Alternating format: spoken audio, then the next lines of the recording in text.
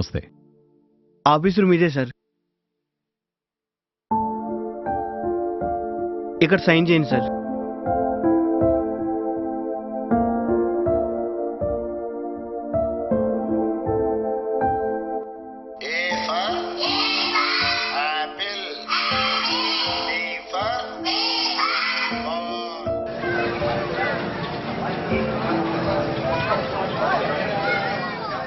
Good morning, sir.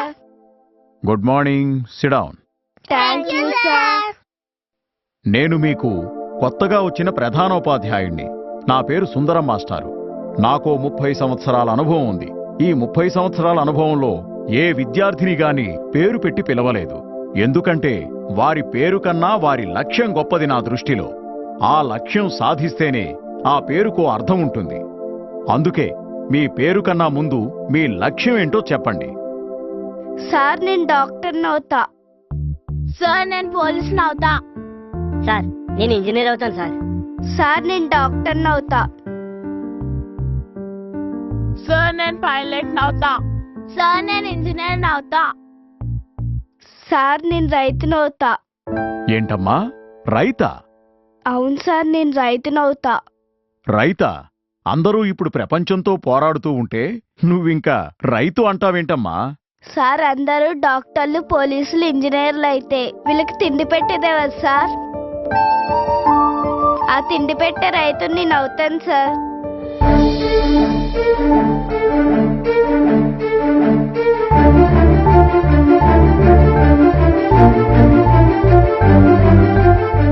ప్రపంచంతో ఎలా పోటీ పడాలో నేర్పాము గాని ప్రపంచానికి ఆకలవుతుందని మరిచాము.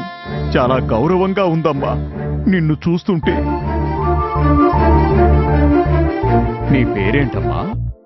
భూమి.